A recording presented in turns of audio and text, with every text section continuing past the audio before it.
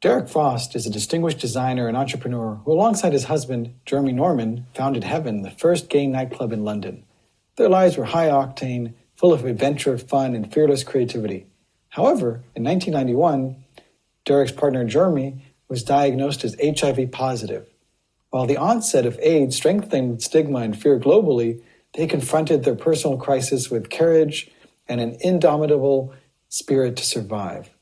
Jeremy's battle lasted 6 long years before he emerged victorious and was able to have access to life-saving medicine such as ATR medications. And indeed, he's still alive today. Out of this transformation also came AIDS Arc, the charity they founded, which helped to save lives amongst the world's most marginalized people. And indeed, they saved more than 1,000 HIV-positive lives. It was inspiring to read and then interview him. The stories are rich and colorful, with nuggets such as meeting a group of lesbians in Nepal who asked him to send them dildos because sex shops were outlawed there. And of course, he was happy to comply. To amazing stories such as being one of the first people to bring ATR drugs to help save lives in Lesotho, which had one of the highest rates of HIV, with almost a third of its population testing positive and having one of the lowest wages in the world. So Lesotho was one of the poorest nations, and they were one of the first to bring life-saving medication there. In both the interview and book, it's worth noting that I refer to Derek's partner by his initial J, which is how Derek often refers to Jeremy in the book as well. And so we may go back between Jay and Jeremy. And I hope you guys enjoy this inspiring conversation.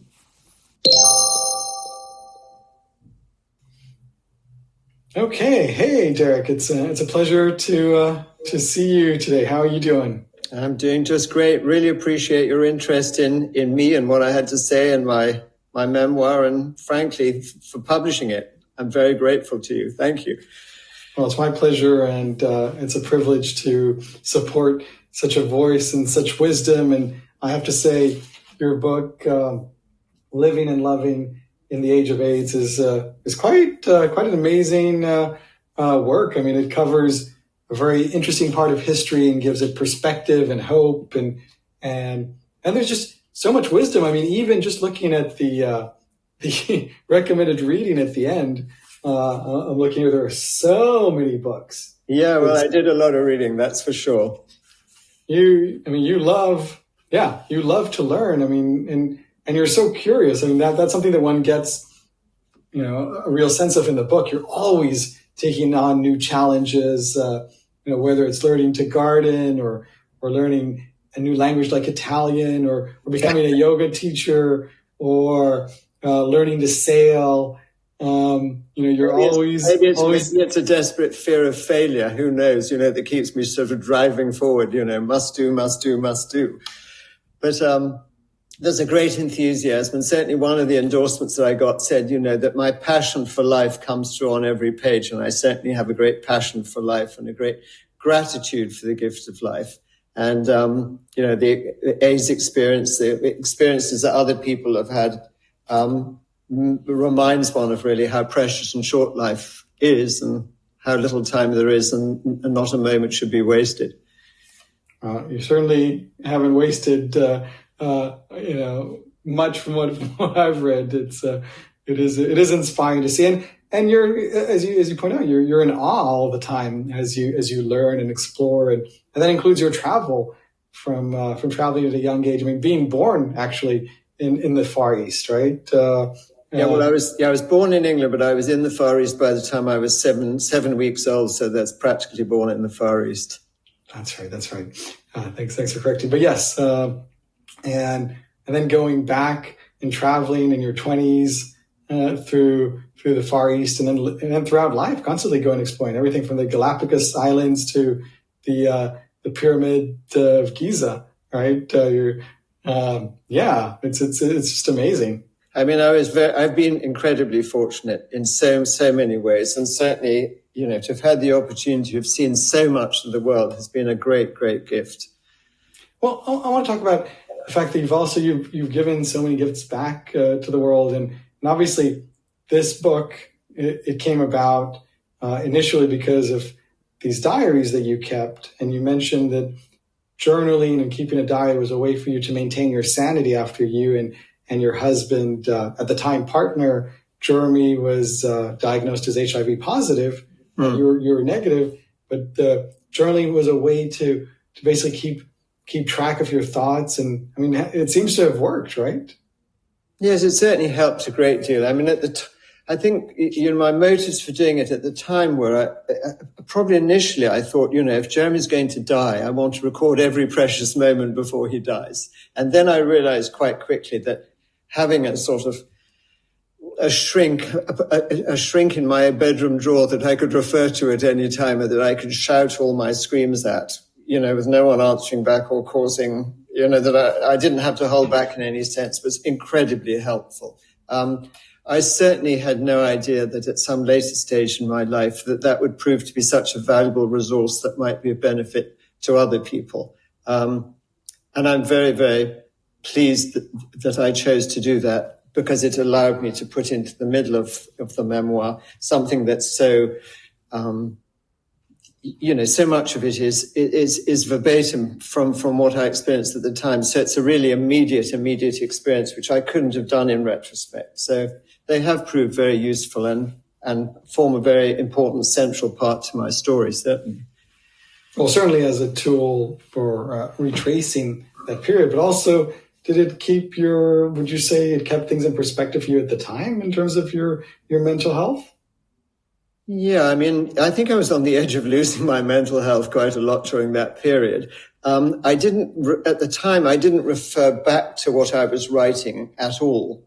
I just sort of scribbled like a crazy person when the mood took me or when I had time to do it. So I wouldn't say that, it was something I went back to and it informed me and helped keep me steady. But I think just the process of writing and getting stuff out helped enormously.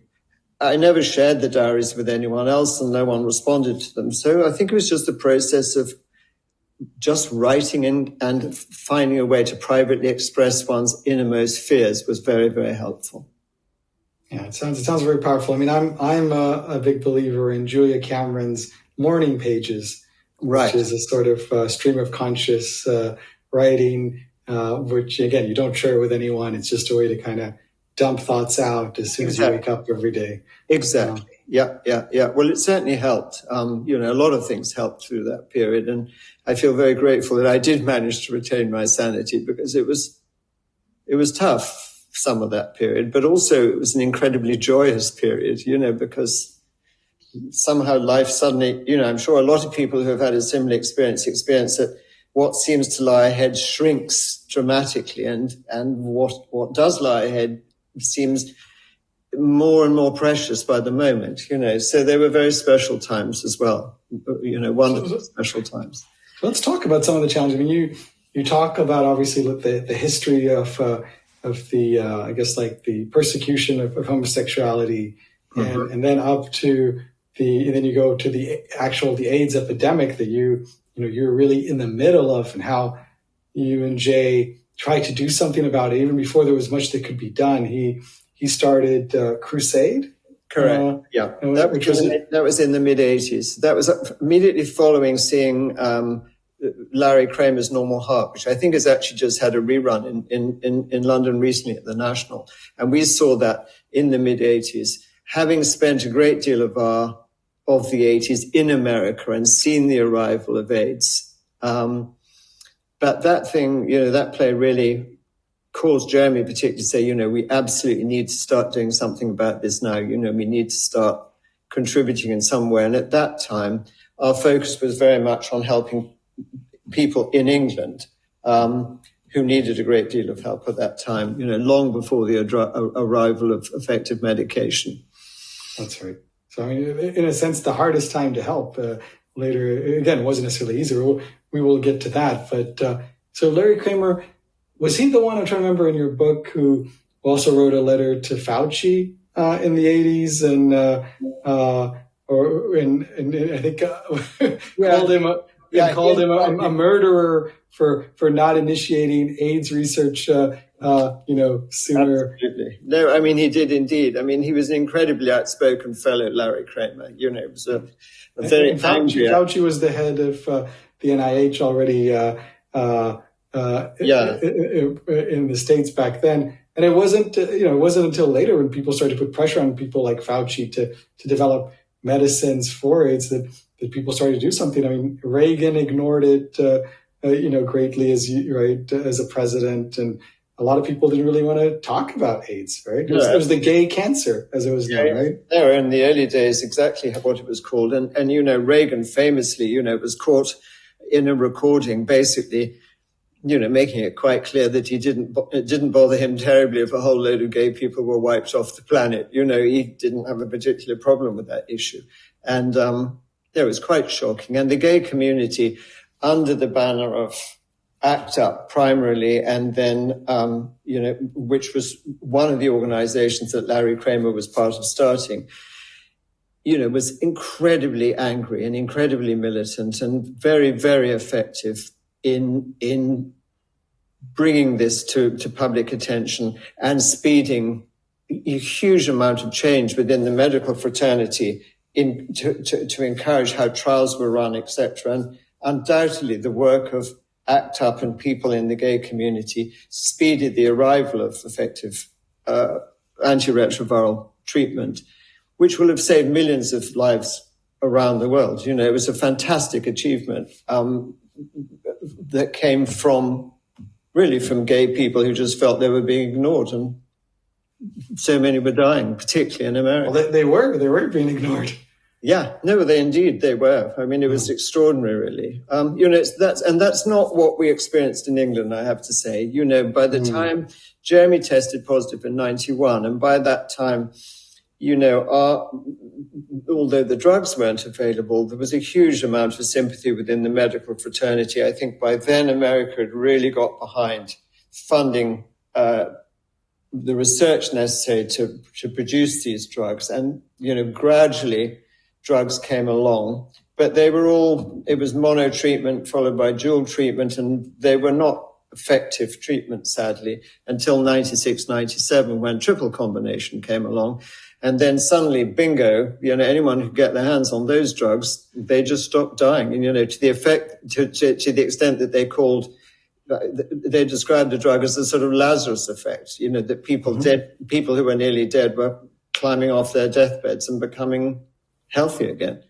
Well, I mean, this is amazing. You also started with Jeremy, or Jay, as you call him in the book, an amazing charity called AIDS Arc, where you fought to get these ARTs, the triple treatment of these anti-retroviral treatments to people who couldn't have access to them in a lot of different countries all over the world. And you saved over 1,000 lives yourself, but also you ignited more awareness that caused other charities to do it. So what you did is absolutely tremendous. I mean, first of all, I want to say I salute you for all the lives that you've saved. Thank you. I mean, it's truly incredible. And beautiful also, by the way, that the royalties from the book are going to charity, to AIDS charities as well. Good. So I would expect no less, having read the book. But I think it's really interesting. So as you point out, it wasn't until, so Jeremy's diagnosed, your partner, now husband, in 91 is HIV positive, you remain negative. And it's not until 1997 that there's actually an effective treatment. So he's kind of like, back and forth on the brink of death, healthy, and then becoming ill again, healthy, becoming ill again during these 6 years. But at the same time, as you mentioned, in England, there's a more humane approach to it all. Not to mention that, there's universal health care. So everybody gets treatment in the States. If you don't have health insurance, you're pretty much screwed, right? Not good. And with the charity that you founded, you mentioned at the time that it would cost something, I think, like £20,000 a year to buy these kinds of drugs that would save people's lives, which is just too expensive. Of course, if you go through these generic drugs that are semi-legal, you can bypass it and make it actually much cheaper. A few years later, the price goes down to about £1 a day. You say 350 pounds a year, I believe. Yeah. At the time we started AIDSARC, and the first place we worked was South Africa. And at that time, generic drugs were, as you say, cost about £1 a day. So, were dramatically less expensive than the patented alternative. And that's, we as part of our policy, we focused on only using or only funding generic drugs, which was just fine for many countries where generics were legally available. In South Africa, that was not the case initially. And so we were forced to fund or be party to the import of drugs into South Africa, initially from Swaziland and then from Lesotho, where generics were available. And sometimes also, if I read correctly, you smuggled those drugs in a very, I guess, gray or perhaps purely just straight up illegal manner, just to help save lives. Yeah, I have to say we never smuggled them, but we found very enthusiastic people who were happy to do that, either on our benefit or for the benefit of the doctors who had these patients, etc. But those drugs came in. And also it led us to Lesotho, which was I would say one of the places where we had one of our greatest successes, or we were party to a great success. We were lucky enough to have an introduction to a very energetic Basotho lady doctor. We started funding ARVs for less than 20 of her patients. But she, with her great energy and connections, then took the success of this to her government. It caused the foundation of the first ARV treatment program in that country. And then she shared this information in America and got the Clinton HIV people on board. And the result of that was basically universal availability of ARVs in Lesotho, albeit that there were no doctors. So, in order to have effective treatment, you need more than just the drugs, you need doctors. So there was still a big issue, but it was an incredible thing that happened. And when years later, she invited us to Lesotho, the place that we had helped start, the Karabong ART Center, was by then treating something like 4,500 people a week, and it was like terrific. How, a small little stone rolling can gather a lot of moss, or whatever that expression is, and big things can come from little things. I mean, there were moments when we thought sometimes that our initiative was so small and unimportant, we felt rather frustrated when we looked at the likes of these bigger organizations. But that delightful starfish story that everyone knows about, if you can save one or two starfish on the beach, that's a great thing to do, inspired us to keep going. Well, you definitely, you did an amazing job. And Lesotho, as you mentioned, it is a very impoverished country. I think you mentioned at the time I think the annual salary was about $150 a year or something like that. Yeah. And it's landlocked within South Africa and just doesn't have many resources. And people at the time, I think you mentioned, a third of the population was HIV positive. I mean, dire need for help. No, absolutely. Shockingly high figures and still a lot of poverty. So it was a great honor and it was a fantastic adventure to be able to contribute to making such a large change.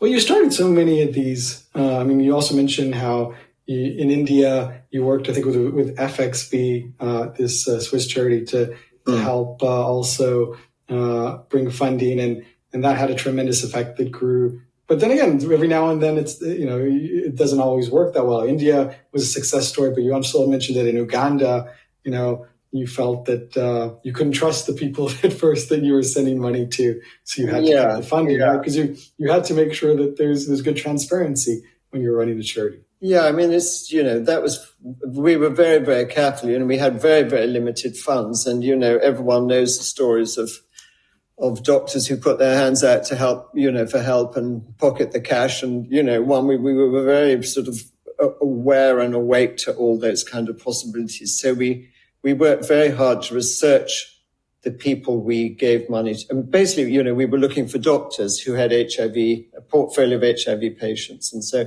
it was the doctors we were checking out to make sure that they were reliable or trustworthy. So when, for example, we had an introduction to this wonderful, wonderful Swiss charity FXB, they had done all the vetting for us. And so the doctor they introduced us to in India, who's still a dear, dear friend and a wonderfully saintly man, there was absolutely no question that he wasn't going to be spending what we gave him and what he received from other people as carefully and as properly as anyone could expect. And so that gave us great comfort. Sadly, in Uganda, we had a slightly contrary experience where, the organization that we were introduced to, when I went to visit them, the clinic was a completely clapped out, rundown, ghastly sort of hellhole of a place.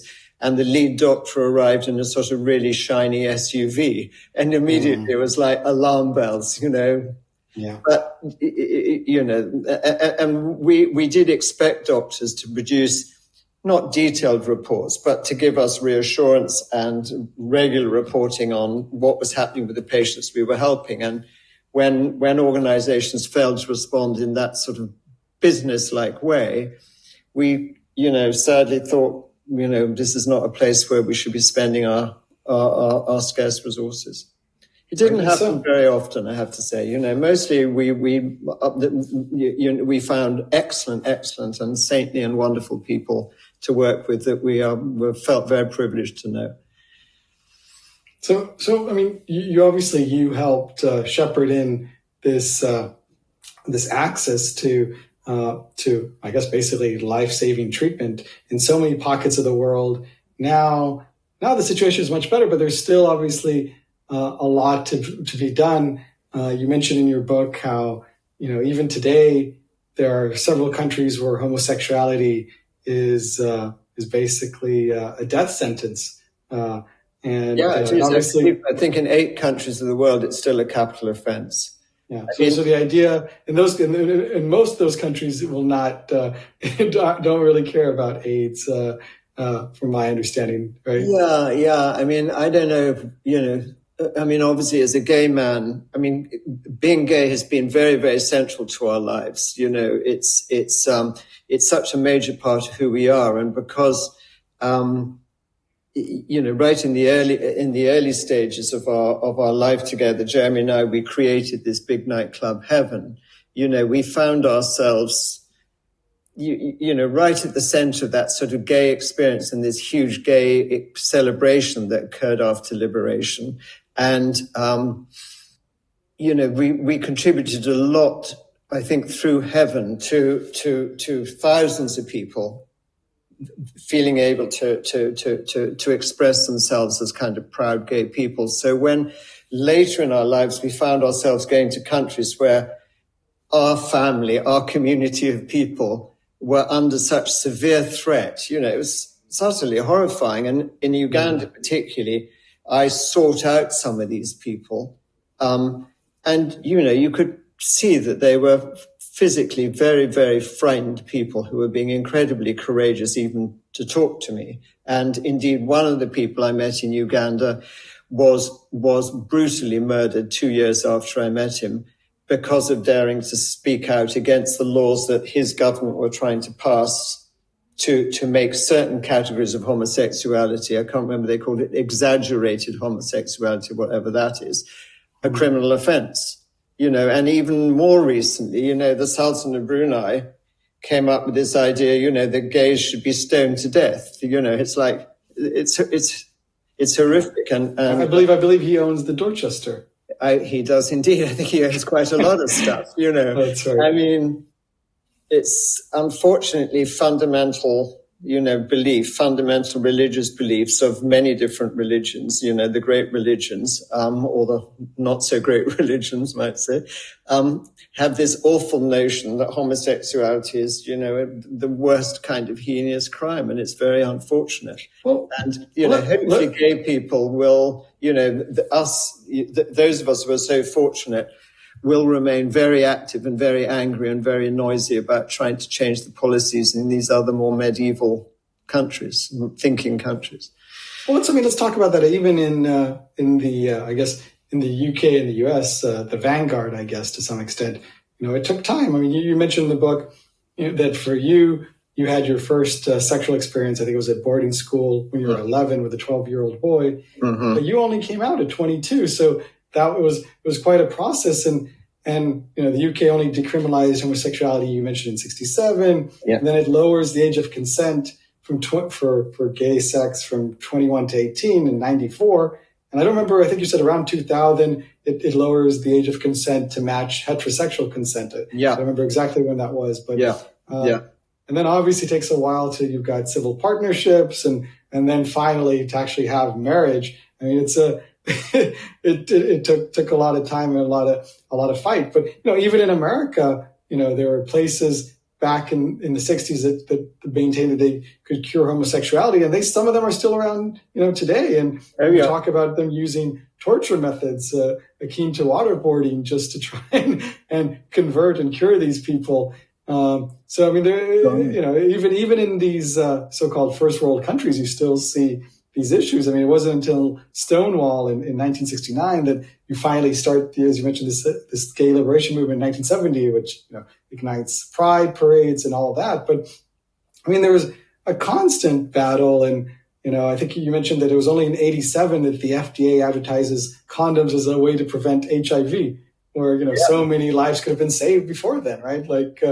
So again, even in these so-called enlightened countries, there's work. And then obviously in all these other countries, of course, there's an ongoing battle. It sounds like the battle is still, there's still a very long way, right? A very long way. But I hope that those of us who are as fortunate as I am don't forget these other huge swathe of people who are of the same persuasion as we are, who have these really terrible, terrible experiences, are still fighting a battle that was far worse than the battle maybe people from our sort of, or at least from our society, were fighting in the mid-50s. I mean, it's really, really bad. And so, let's keep the fight going, and it will be won, of course, at some stage, I'm sure.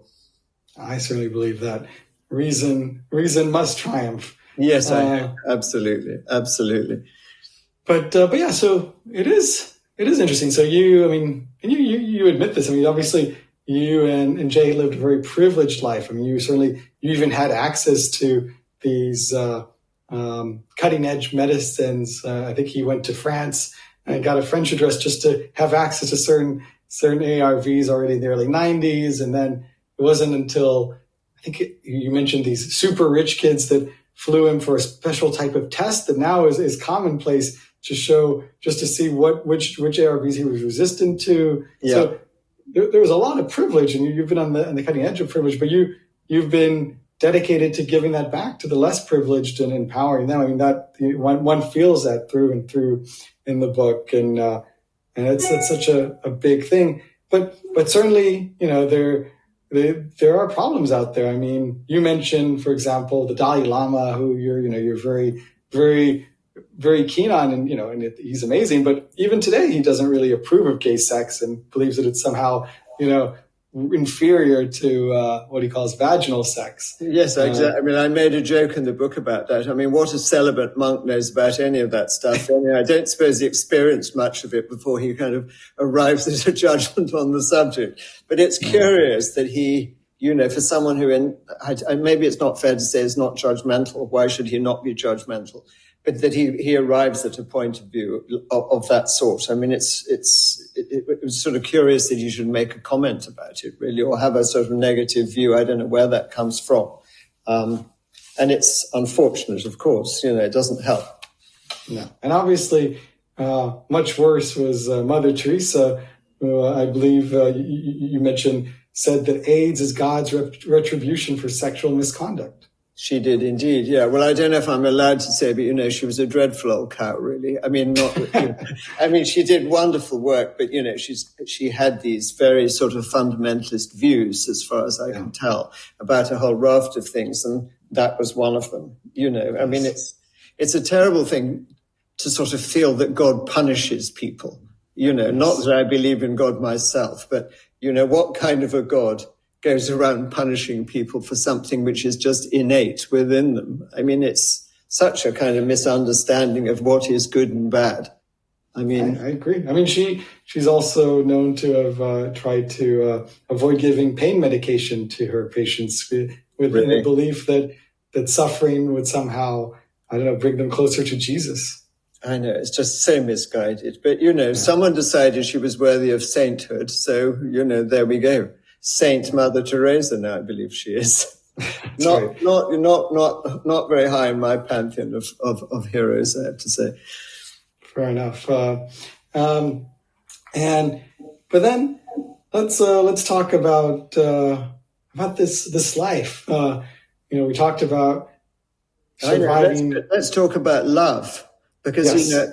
I mean, if you're happy to talk about love, I'm sure you're happy to talk about love, because really, au fond, the book is a love story.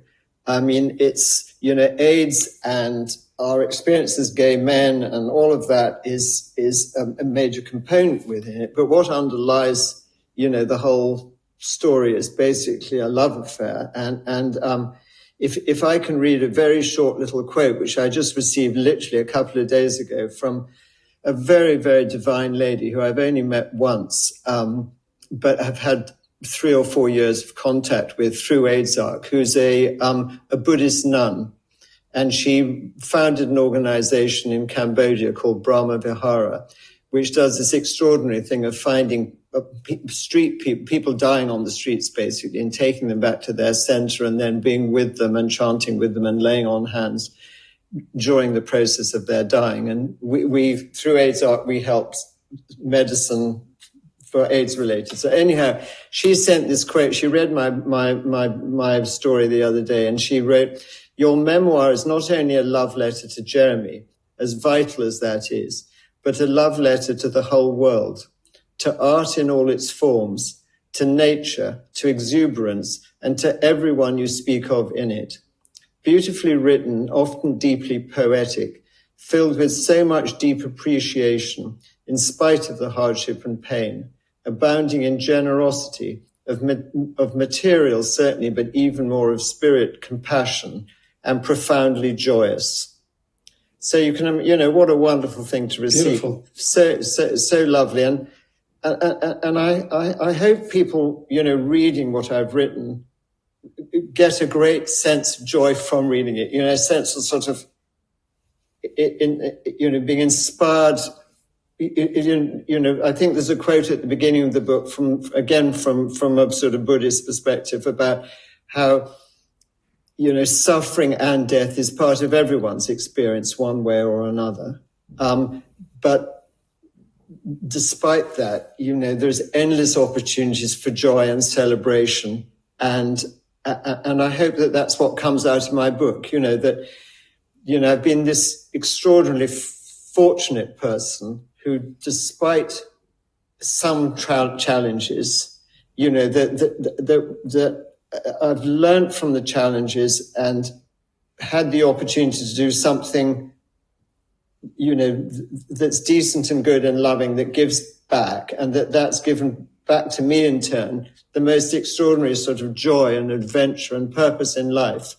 And so the book is, I hope, people will find it profoundly optimistic and uplifting, and a happy and fun book to read, just, and coming from this nice Buddhist nun, she, her experience of reading it is that, hardship and pain is part of everyone's experience.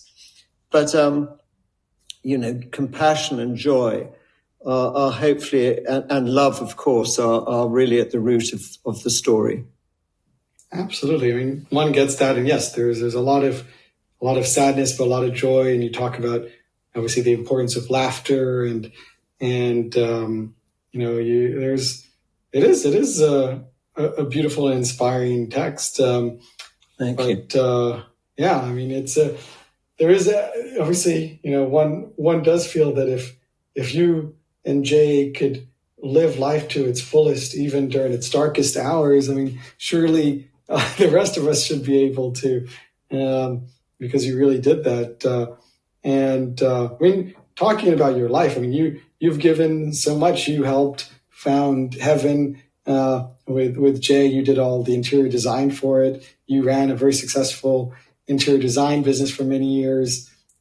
Jay has given so much to the world. Even before he had Heaven, he had the Embassy Club, which you call the first trisexual club, and that it was open to all people, all demographics, and regardless of class, race, orientation, and everybody just went and mixed, and that was beautiful. That was something quite novel. It was novel. It certainly was novel. And, for two people, Jeremy and I, who as young as we were, it was an extraordinary experience, really. But literally a whole load of people who weren't dancing suddenly came out of the cupboards and went dancing night after night after night. And it was an extraordinarily sort of wild mix of people of every single sort. No one was judged, and it was a hell of a lot of fun. Buoyed up on probably rather too much cocaine and alcohol, but we were all having fun. Well, you do talk a lot about fun, and you mentioned the parties with the three C's being obviously Coke and champagne and then caviar.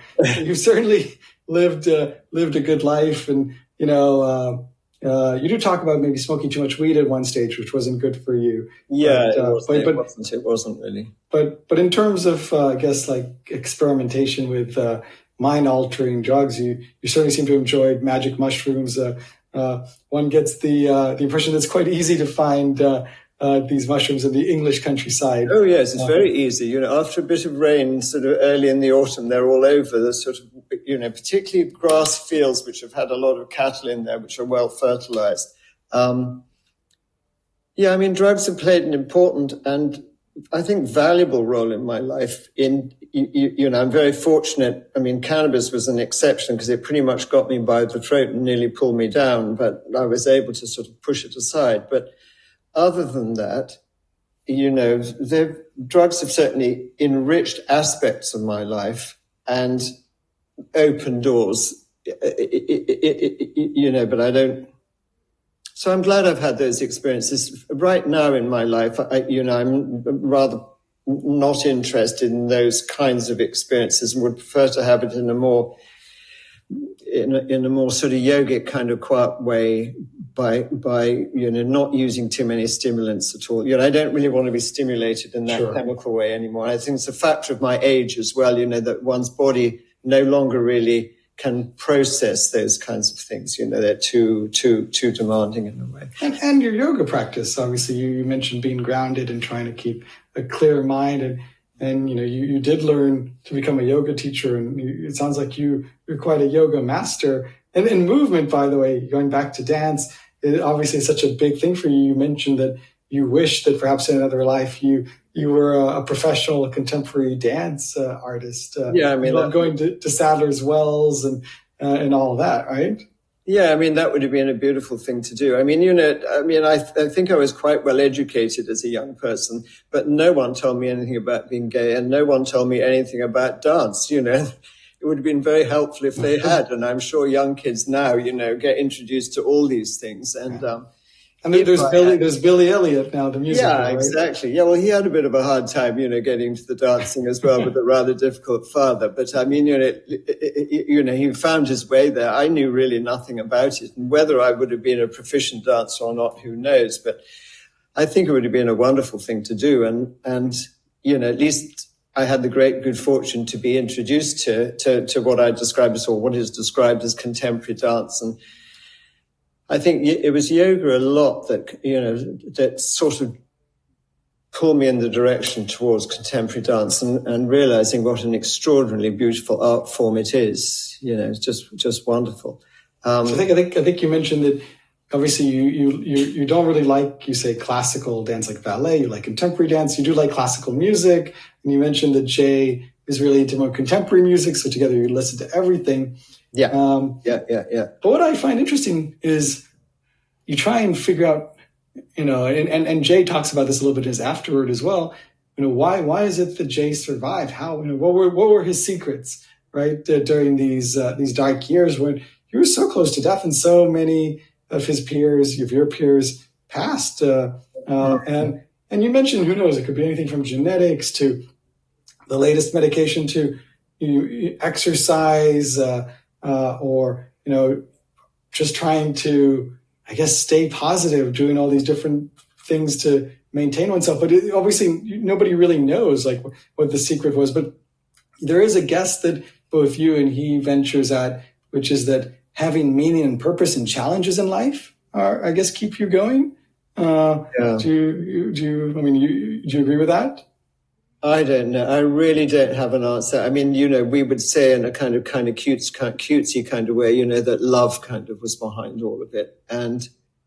But there are so many people that we know, who have done as much and worked as hard and been as supported and all of that as we were, who perished, not just from AIDS, but from any number of things. Sure. And I just feel we were incredibly lucky. We had a lot of opportunities which we grabbed. Jeremy was incredibly well supported. He was by me, by doctors, by the opportunities that came his way. But I think without the advent of triple combination medication, he would have died. He was getting very near to, he never got sick. I mean, AIDS is a very curious thing because you can have this sort of diminishing immune system and you become more and more, susceptible to picking up the incredibly awful, opportunistic infections, etc.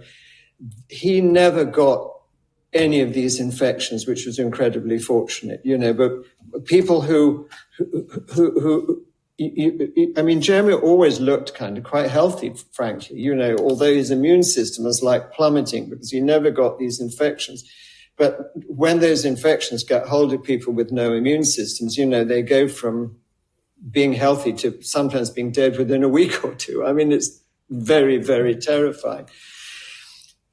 That just didn't happen with Jeremy, but he was so near to it happening. And ultimately, it was triple combination who saved him and saved the lives of many, many other people and continue now to save the lives of millions of other people. And now, of course, is the ingredient in PrEP, which is, a prophylactic use of the same drugs, which renders people unable to become infected or to infect other people, which is extraordinary. That is just amazing. Yeah. I mean, it's there. I don't know about the economics of it, but if PrEP could just be made available to everyone who's sexually active, AIDS would shrivel up and go away. Yeah, you call it fucking without fear. Oh yeah, are we allowed to say that, fucking without fear? I don't mind. It's such a beautiful expression, isn't it? And it's, it's very, very sad that something like fucking, which should be a joyful, beautiful thing to do under, whatever circumstances, became something that terrified people, that made sex so complicated and so, scary. Yeah, scary and stuff. And so it's a beautiful expression, actually. And of course, that's how fucking should be, should not be associated with fear or guilt or negative connotations. So it's a beautiful expression. I agree.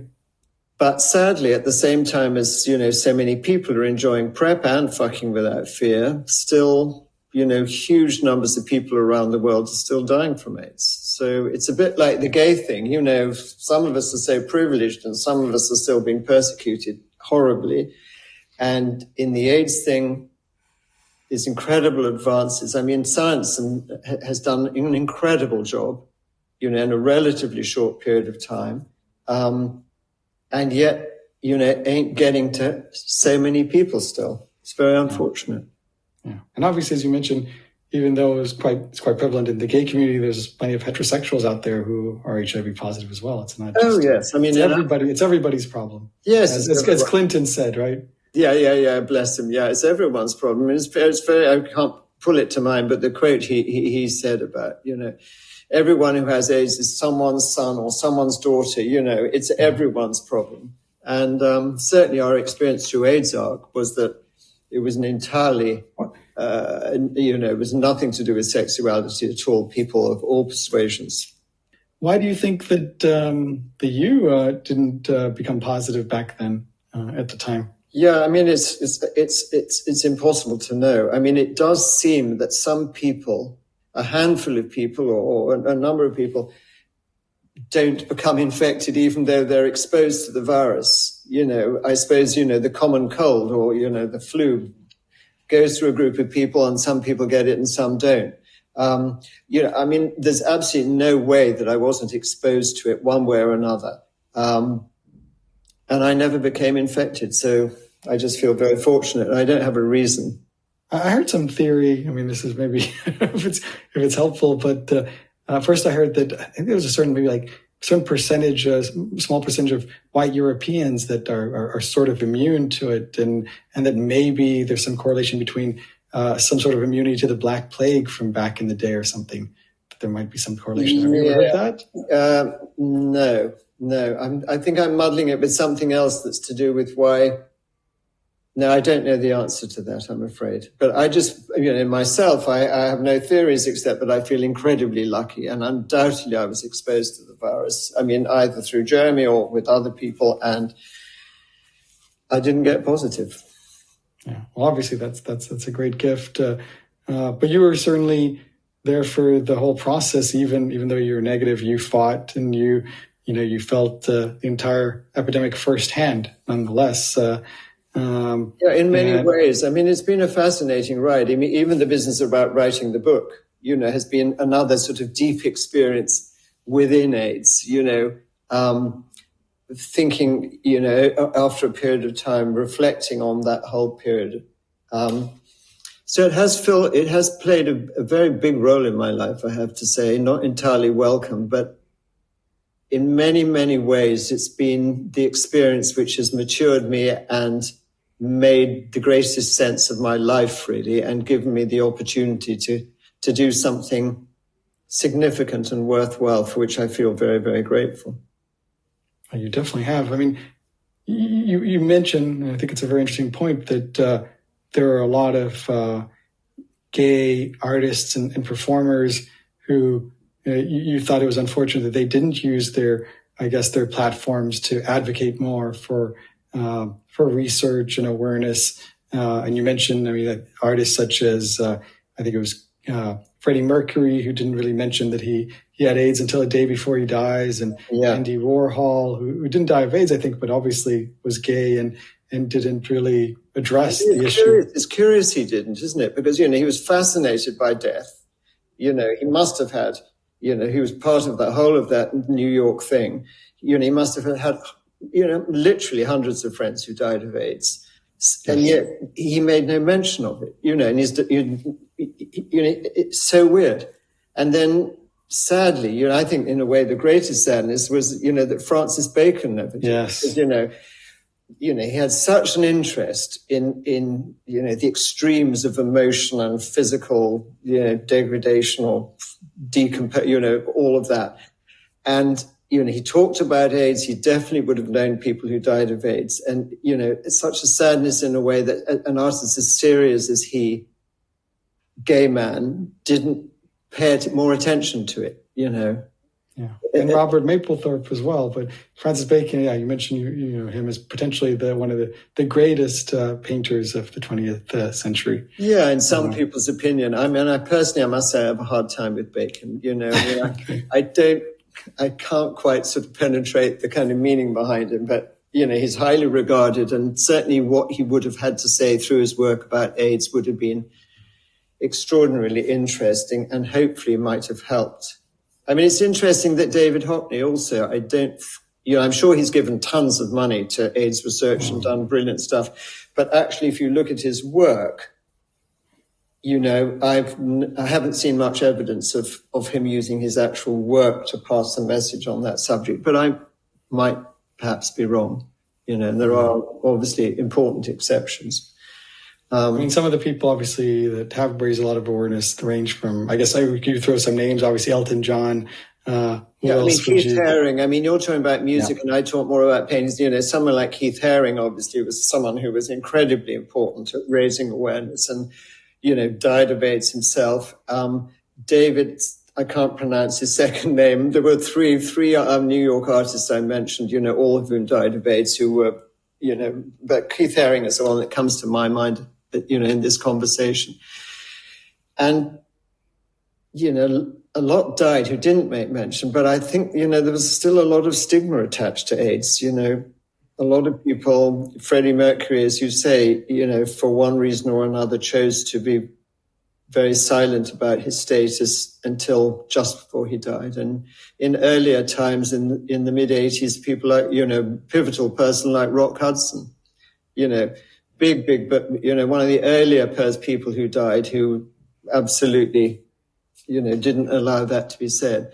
Although it resulted in, the great Elizabeth Taylor taking up his banner and becoming a great, really, really, in the early days, important advocate for telling people about AIDS, raising huge amounts of money. I mean, she is one of the big stars.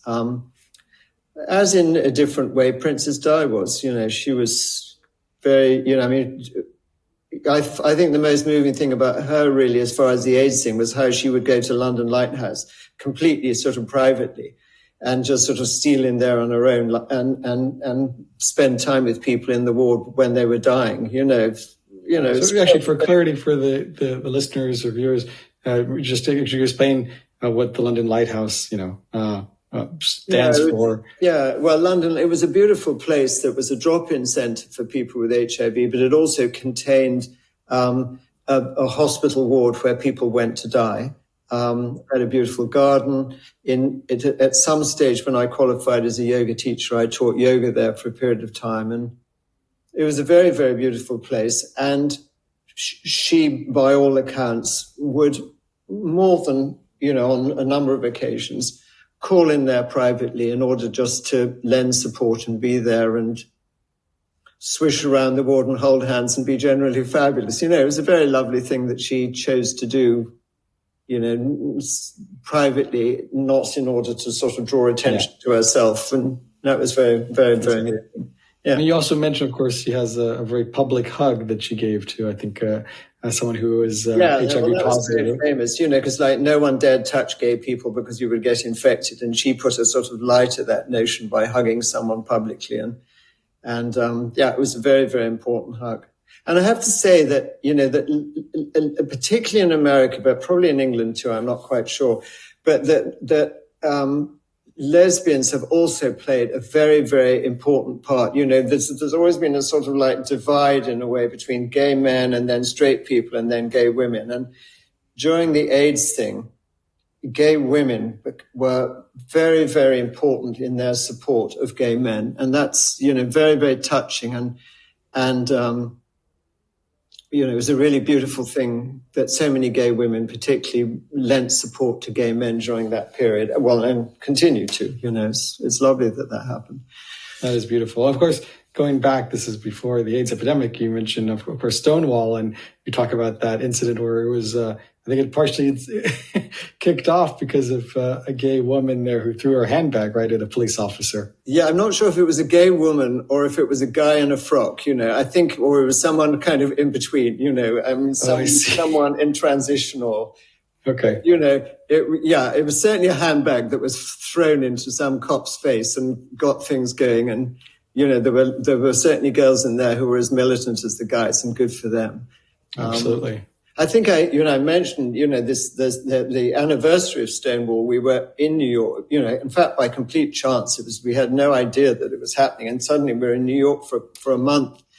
And it was exactly the month leading up to the 50th anniversary of Stonewall. And it was quite incredible to be in New York during that period, because the whole of New York, it seemed, of every type of persuasion got behind this celebration. And, every street was, rainbow this and rainbow that. And, it was an extraordinary thing to think in a relatively short period of time how things have changed. You describe all these things that have gone on, but they've all happened in my lifetime. It's gone from illegal to totally supported and legal, and how well we're treated. So it's of course there's still a difference between liberal Manhattan and the deep South, right, in the States. But yes. Yeah, I suppose, I refer more to my country, where I think, if you went into any sort of regular English pub and, you chatted to a sort of what in the old days might have been called working class guys, kind of Coronation Street types,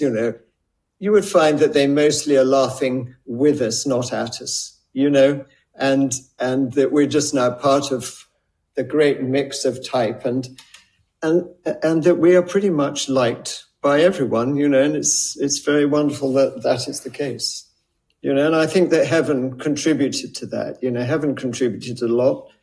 And I think AIDS did, that people are basically nice people, and they felt very sad and sorry that after having fought for so many years to become legal, suddenly this ghastly thing was landed on our head, and it caused a lot of nice people to feel very sorry and to run to our support, Very touching. It is. So heaven was sold, as you mentioned in the book, to Richard Branson, and in the 80s. I don't know who owns it now. Have you been to heaven recently? Yes, we have. Yeah, it belongs to the man who owned GAY, and I can't bring his name right to think. So he now owns it, but Richard owned it for or his business, Virgin owned it for a long period of time, and they obviously did very well with it. It was a great place to break in. Also, you mentioned a lot of new musicians because the gay community would often create trends, and everyone from Madonna to you threw out a lot of big names came and performed when you guys had heaven, right? No, indeed, yeah. I mean, Madonna, Grace Jones, Boy George. But it was a long, long time ago, and those people were all just kids, just starting their careers, and gay people have, in many ways, always been the leaders of kind of fashion and trends. And so, they were hot to perform there. We weren't on our knees. I don't mean they were on their knees to us, let us in so we could perform. But, they were very happy to be there, and it was important to their careers as well. And looking back on it, it's extraordinary that those kinds of people were interested in supporting, heaven. But, heaven was an extraordinary place. It still is an extraordinary place 40 years on. There's not that many people. I'm not gay, but I've been to heaven a few times with my friends, and I've loved it. You're a cool guy, of course you have. Definitely. I suppose in retrospect, we never should have sold the place because it went on and on and on. It's been very, very successful. But we'd had a couple of years at the embassy, and then we've had our time at heaven, and running a place like that is pretty what South Africans would call hectic, and you're sort of taking everything a bit to the edge of the law, and clearly there's going to be drugs in the place and all kinds of stuff going on. And we were just, Richard came along and he wanted to buy it, and we thought, who else is going to buy a big gay business like this other than some freewheeling person like that? And so we thought, what? We've had a good run for our money. Good luck to you, Richard. Let's talk about that. This notion of, I guess, knowing when to move on, and also legacy. Legacy, obviously, all of that is ego, but certainly you've let go of a lot. You even talk about how letting go gives one freedom and peace, and you've let go of the charity that you and Jay started, which is obviously AIDS ARC, and you've passed that on now. You donate to it, but you're no longer, trustees of that charity. You sold heaven. At some point, you also closed your very successful interior and design and furniture design business, DFA. And there's a lot of letting go. You mentioned even, this house that you built with Jay, and how at some point you decided that, it was time to get rid of most of your stuff after putting it in storage, and you let go of that, and you've downsized. Now you live much simpler, I guess, lives with less material things. And even though you hop around, I think it's between Malta and Cape Town at the moment. Is that right? Yeah. And occasionally you still have a cottage in the English countryside. We do. In North Seed. What is it? It's not. Yeah, well, it's called Needs Or. Yeah, compared to a lot of people, we're not light on possessions. We're still incredibly spoiled, and but we have simplified our life. I think we sort of, the notion that you arrive with nothing and you leave with nothing. So at certain points in your life, possessions or start to feel heavy or too complicated, or would be better, certainly in the hands of AIDSARC, would be better in the hands of other people who are more in the swinging things. We are getting older now and not preparing to head off, but we're getting nearer to the end of our life. How old are you now? I'm 70 this year, and Jeremy is 74 now. In 2021, just for the record. Yeah, 2021, exactly. So, we're getting to, it seems that as you move through life, you have different periods.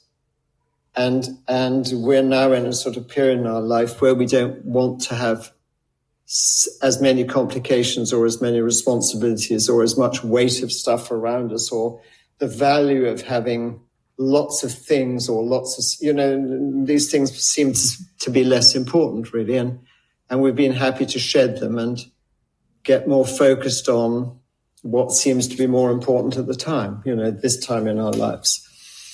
So what are the big, missions that you've got lined up now as you've kind of, I guess, decluttered and simplified your life?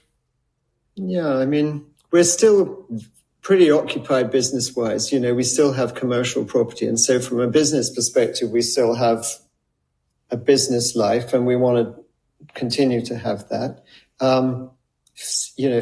Philanthropy of one sort or another is still a very important thing to us. And so having derived so much joy from our AIDSARC experience, which we still continue to support, we spend quite a lot of time looking for opportunities to help in the only way we're really able to help, which is with cash, because we move around like swallows. So we can't really be relied upon to roll up our sleeves that much and actually appear somewhere on a regular basis. But, certainly in South Africa, for example, there are many, many, many opportunities to lend support to all kinds of initiatives. And it's something that we actively look for opportunities to do, so we can remain feeling relevant and engaged and useful.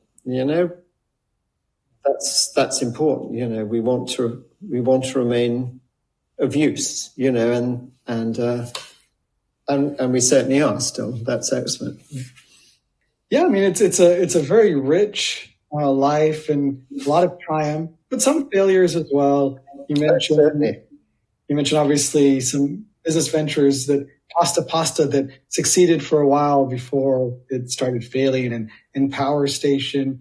Then you have obviously all these successful businesses, including these gyms that you sold later. I think the 10 gyms that you sold in 2019, that was quite recent. Soho gyms, I think they were called? Soho gyms, that's right. Yeah, it was 10 gyms across central London. And, the time had come and we were very happy to find someone to buy them. And that was another thing gone we're happy about. But, you touch on failure, you skidded by all our failures. And of course, there have been many, many failures of one sort or another, either business failures you mentioned, or I'm sure personal failures or things that one might have said or people one hurt or the wrong things that one said. And life is made up of falling on one's face from time to time and then picking yourself up and dusting yourself down and hopefully learning from those experiences and getting on with it.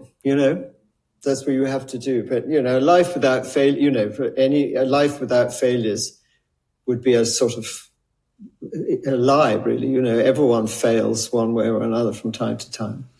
And also, I think you could say that if there isn't any failure, then probably there wasn't enough, enough, I guess, willpower to reach out and try, right? Because courage to sort of just have a go and see how things are. And, some of those things work for a while and then they stop working. Pasta was a good example because people in London basically knew nothing about fresh pasta, unbelievably. It wasn't available anywhere.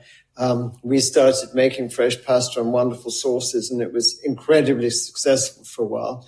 But directly, the big supermarkets thought, hey, this is a bandwagon we should climb on. It was sort of, game over. There was nothing to do except close the doors because everyone went shopping, and, as they do nowadays in all the supermarkets. So, but it was a great thing to have introduced and been part of, and failing was didn't feel like failure. It just felt like kind of, this is how things are. Things have moved on. You need to stop. It was the same with our first gym. It was the wrong location. People weren't really into the whole idea of gyms and going to gyms, and it just didn't build a substantial membership. Fortunately, we were able to turn it into a nightclub, which was rather successful. So, I guess I think was that Embargo. Yeah, your recall is just amazing. Yeah, and it's still actually, that was another business that we sold, and it's still firing on all cylinders. Really, Embargo still exists. Great. Yeah, it still exists. It's doing very well. It's in the building that we co-own in the Kings Road, Lotts Road, called the Furniture and Arts Building. Yeah, and it's wildly successful. Wow. Yeah, I see. That's amazing. I think you'd actually like it a lot. I'd be delighted. You'll have to, invite me or whatever one needs to get access. They don't know who I am from a bar of soap, actually. I'm just the landlord now, probably. I see. But, it has continued. That's amazing. So yes, and even the fresh pasta, right? One could argue that it succeeded for a while. I think even your sister had a franchise of it in Oxford. Yeah, Jeremy's sister Amanda, absolutely. Oh, his sister Amanda. Sorry, who's married to Duncan Bird. Absolutely.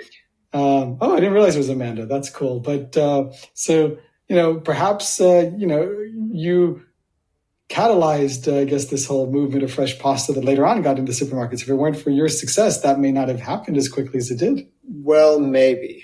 But certainly, a lot of people who knew nothing about fresh pasta started eating it. And, it's a wonderful, as well as I do, it's a brilliant thing to eat. It's very easy to prepare. And, but I don't think I should take too much responsibility for the success of pasta in Sainsbury's, for example. But it was a fun thing to be part of for a period of time. That's for sure.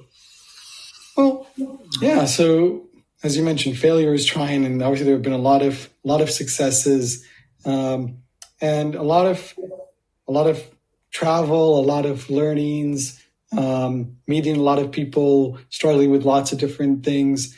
I think I'm just going to go and just kind of run through some things I found interesting in your book at this stage. That's okay. Towards the end of our interview. I think it was very interesting where you mentioned the lesbians in Nepal who were asking for dildos because sex shops are illegal there. And you ended up sending them some, right? Yeah. I mean, isn't that a wonderful story? And, I've got a fabulous picture of David Primos, who now runs AIDSAR, with three of these ladies, and it was a wonderful meeting. And I was actually quite impressed that they had the sort of courage to ask us, these foreigners, for something that was so sort of intimate, but it sort of brought to life really how impossible it was for them in their situation to do something that in other societies would be completely normal. You want a dildo, you go to the dildo shop, you have a dildo, great. But for these ladies, they had to ask these strangers. And, it does amuse me to think of them now. Hopefully, they've preserved these things very carefully and look after them beautifully and have got a great deal of use out of them, I hope. Yes, definitely. One certainly hopes that there's a lot of pleasure there. Well, speaking of sex, let's talk about monogamy, which is an issue that you mentioned, and how that was never something that you and Jeremy adhered to. But at the same time, you do mention that there were occasions of some sort of jealousy and hurt, nonetheless. But an open-mindedness, and usually, if one of you would have a sort of, I guess, sexual fling or affair, eventually it would usually die down. It would run its course, and it never actually hurt your own personal intimacy. Do you want to touch upon that a bit more? How that's worked and what that's meant? I mean, there's a sort of notion that the male as a species is not designed to be monogamous. That's our kind of sense, and certainly in sort of men-to-men interactions, it seems that, monogamy is not something that comes naturally to men. And we wanted to be, in our relationship, we wanted to be honest with each other and not for there to be any sense of kind of entrapment, is that because you've committed to me, you are obliged to behave in a certain kind of way. If you love someone, you want them to be able to express themselves as fully as possible. And if that's what someone that you love needs, it seems a generous thing to make a kind of plan that allows it, Clearly, there's a difference between a sort of sexual liaison with someone or a sexual exchange with someone and falling in love with someone. That starts to become a lot more complicated. So, in the early days of our relationship, during that sort of heady period of falling in love, we were also very involved in these nightclubs, which were about were about sex. There was sex all around us, and we were very much at the center of it. And we were younger and more attractive. I say in the book, more attractive than we were ever going to be at any later stage in our life. So, a lot of people hit on us, that's for sure. And so we allowed that to happen. But we were always tried our hardest not to allow that to be a cause of sort of hurt to each other. And sometimes that worked and sometimes it didn't work. But, if you love someone and they go off with someone else, at some level you are rejected and someone else is preferred, and that is painful. But we felt it was necessary to allow it. I mean, where love creeps in, then obviously that becomes more complicated. And I do talk in the book about one occasion or an occasion where... Was that someone named Stephen? Yeah, with Stephen, that Jeremy developed, fell in love with or in lust with, or however one chooses to describe it. But by accepting that and trying to come to terms with it and allowing him to become part of my life as well as Jeremy's life, there was a big gain because he became a very, very close friend of both of ours and a very valued person in our lives. So,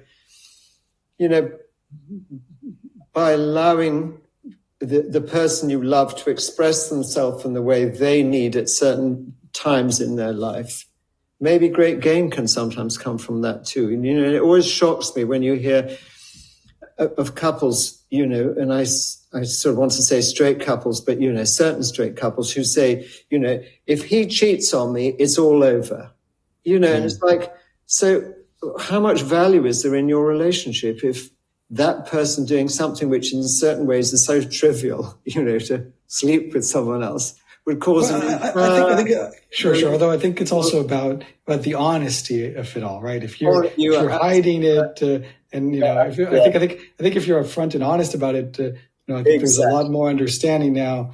Yeah, I think you're absolutely right. Once you start lying to your partner, things start getting badly adrift. But if you're honest about whatever it is you need to be doing, then you're not cheating. I suppose cheating implies lying, and for a lot of people,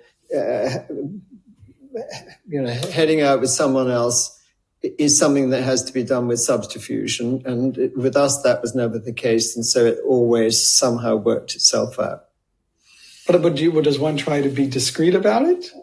I think you want to be kind about it.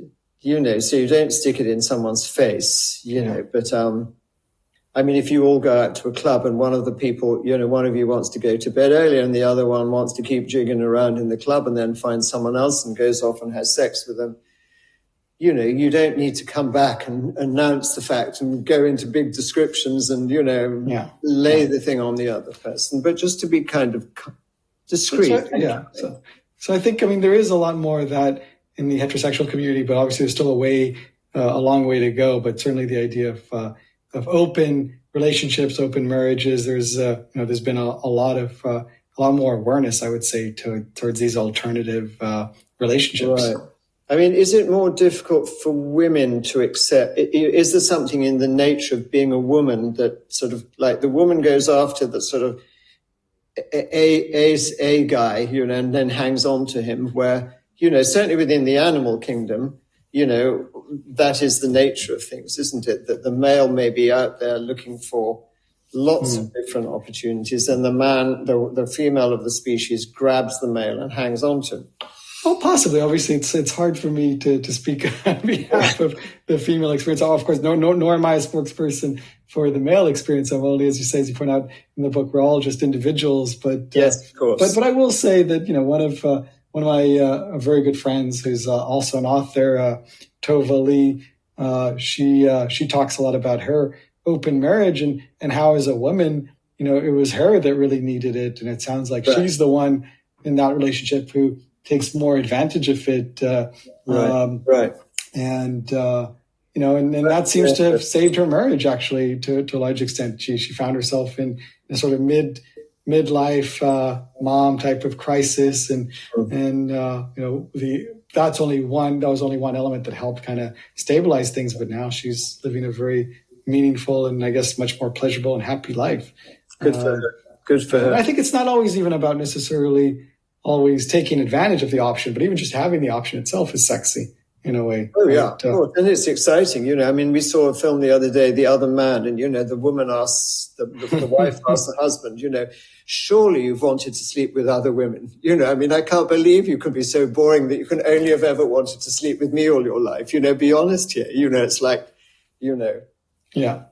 You're stuck here with this blonde person. Surely you want to have sex with someone who has dark hair sometimes. It's like, what's good about that? Of course. It's like experiment, play. That's right. Of course, pregnancy is a different thing where, of course, that takes time and that's something that the woman bears. But whereas as guys, yes, it's true. We can go and impregnate a lot of women. So biologically, there's differences, but sexually, it would seem, I don't know, certainly, from what I've seen, it sounds like women have at least as much to gain as guys in heterosexual relationships. I hope they have as much opportunity to experiment and to have pleasure as we do. Absolutely. We love our girls. Absolutely. So let's talk actually about. I think there's two things I want to touch upon before we wrap up. One thing is there's a lot of great charities out there. Maybe you can name a few. And also some of these charities will also lead to some amazing events. I understand that Elton John hosts at his house in Windsor a white tie and tiara ball. And I'm not sure how much it is that you have to pay to buy a ticket. But in principle, I think, and I'm not sure if this always takes place, but in principle, anyone can buy a ticket and go to this amazing party and support this amazing charity, right? I believe so. Yeah, no, definitely. I think it continues to exist. We had a great overlap with what we call EJAF, Elton John AIDS Foundation. They're an incredible charity. Elton himself obviously has got, Elton and David, huge contact amongst sort of celebrity. And they've raised an unbelievably large amount of money, and they're very, very influential within the whole kind of AIDS industry. I think you mentioned in the first ball alone, they raised, I think it was £3.5 million or something like that. Yeah, massive amounts of money. And over the years, I don't know how much money, but, tens and tens and tens of millions. At least. The ball was certainly a big annual fundraiser that went on for a number of years. I was lucky enough to be invited to one of them. And, the one I mentioned in the book, which I didn't attend, but where, through our introduction to the same doctor in Lesotho, the Elton John AIDS Foundation brought that doctor and one of her patients who was an early AIDS ARC beneficiary to the ball. And this kind of wonderful kind of occurrence where this lady who had never been on she'd never been out of the city, she'd never been on a plane, she never, all kinds of stuff. Suddenly she's cast into the middle of Elton's collection of friends. And, there's this wonderful picture I saw of Elton with Lady Gaga, wearing kind of Gaga-ish type kind of extraordinary outfit. And to speculate what my friend KK would have made of all these people, and it was a real sort of Cinderella at the ball kind of moment. But she stood up in front of all these people and gave the most wonderful speech or, description of her experiences. And you saved, obviously that's an amazing experience, and you also saved her life for her to be able to go and have that experience, right? It's due to you that she had access to these life-saving drugs that brought her back from the brink of death, right? Yeah, no, well, that is certainly true. We funded the drugs and, of course, very importantly, this wonderful doctor who treated her and cared for her. And, and I think she also married another HIV positive yes, guy, right? She talks about the man of her dreams, and we were lucky enough to meet the man of her dreams when we went back to Lesotho some years later. And, she's this vibrant now middle-aged lady who's completely healthy with the man of her dreams. And it was hugely gratifying to meet her again and see her join. She is a member of a group of people they call in Lesotho expert patients. So because Lesotho is so short of doctors, a number of people now who are HIV who have survived are trained to work in the hospitals to provide a lot of ancillary services, and she's one of those. Yeah, so it's great. But I love the notion of her being Cinderella at Elton's ball. It was great. Absolutely amazing. So, and you also mentioned the reason that you chose at the time the AIDS ARC name, because you were partially inspired by Schindler's List and this idea also of an arc to save lives, and that you actually saved more than 1,000 lives through that charity. Now, since then, it's been many, many more. But it is phenomenal to see what you've done and how many lives you've touched, and obviously, when people are able to also see the world and transcend their impoverished, state. It's just amazing that the transformations that you've enabled and you've empowered. Well, it's been a great privilege and good fortune that we found ourselves in a position to be able to do that. That it was, these drugs came along, they became not too expensive. We'd seen what they could do for Jeremy. It was a fairly easy step to sort of start doing something about it, to bring that opportunity to other people, and it allowed us to have one of the greatest adventures of our lives, and to meet all kinds of incredible people who we never would have had the opportunity to meet before. Not only sainted doctors, but all these kinds of wonderful, very, very ordinary people. I don't mean ordinary in a bad sense, but ordinary in that people who didn't have any of the privileges or good fortune that I've had. And to form, very meaningful relationships with them. If you have the opportunity to help someone stay alive, and then you get to meet them, your connection with them is instantly very, very deep and meaningful. And to have had that opportunity on so many occasions has been incredibly enriching. And, we've got far more back from AIDS ARC than we've given, that's for sure, for sure. It's amazing, amazing. So before we wrap up, I want to touch upon, I'm going to read something here, and then we can just briefly discuss this notion of enlightenment. You say, from a Buddhist perspective, I present two definitions. You say, enlightenment is a state of perfect knowledge or wisdom combined with infinite compassion. And you say, when the seeker finds the truth about life, he has reached nirvana. He will no longer be reborn. So there's no need for, to come back. He is enlightened. So to Buddhists, rebirth is a milestone that, is no longer necessary once you become enlightened. But obviously, in the 18th century European and American sense, it's more about the pursuit of knowledge and overcoming, superstition and whatnot. What does enlightenment mean to you at this stage in your life, I guess? I hoped you weren't going to ask that question. It's such a sort of grown-up question, and I'm not sure. That's really why I present those three alternatives. You certainly don't believe in rebirth. You do talk about how in the book you're very much at peace with the idea that once life is done, you're done. That's it, and you're okay with that. Yeah, no, entirely okay with it. Yeah, so no, I don't share any of those notions at all, and I certainly don't feel enlightened in any sense. I feel that the experiences that I've had through my life have taught me a lot of lessons, and enlightened certainly not. Well, I think one should also put that into context, because to some extent, perhaps enlightenment is also a sort of ephemeral thing, in that we can perhaps reach it for certain moments. It doesn't necessarily always last. We always have to, try and get back to it. But even the Dalai Lama is supposedly one of the most enlightened. You mentioned that even he has some things that perhaps you don't agree with in and perhaps he isn't always that enlightened, I guess, because certainly from he might be enlightened, and perhaps who knows, maybe he's happy and he laughs a lot, a great sense of humor, and there's a lot of wisdom. But even he, is no perfect being, basically, as you point out. Yeah, and what's the virtue in being perfect? I think as long as it's sort of this is not a human characteristic, and after all, the Dalai Lama is just another Joe on the street, a very particular Joe on the street.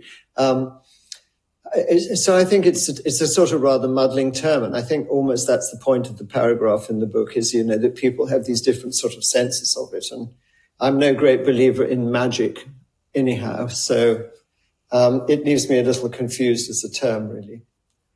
And, I remember what Mary said, this is the worst kind of guru is about, look out for bad gurus or people who think that they have all the answers. So this is Lady Mary Stuart, who taught you yoga and studied yoga with Iyengar, right?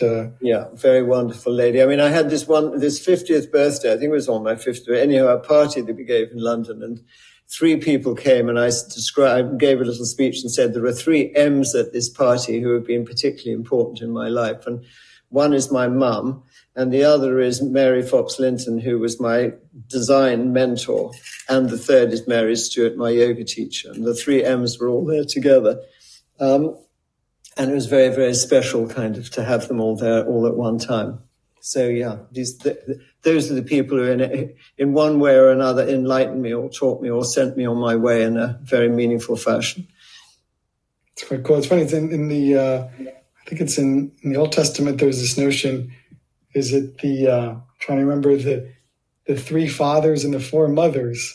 I don't know if you're aware of that. I'm not familiar with that. I'm not familiar. Yeah. It's like there's all this, like, this counting. There's like the idea of 1 God, 2 tablets. It keeps going up. 3 fathers, Abraham, I guess, I don't remember, I should know, maybe perhaps Joseph, Isaac, I'm not sure, the 3 fathers, and 3 mothers, Leah, Rachel, Sarah, and I don't remember who the 4th one is, but you've got the 3 M's, your 3 mothers in a sense, right? Exactly. The 3 M's, the 3 mothers, exactly, you've said it.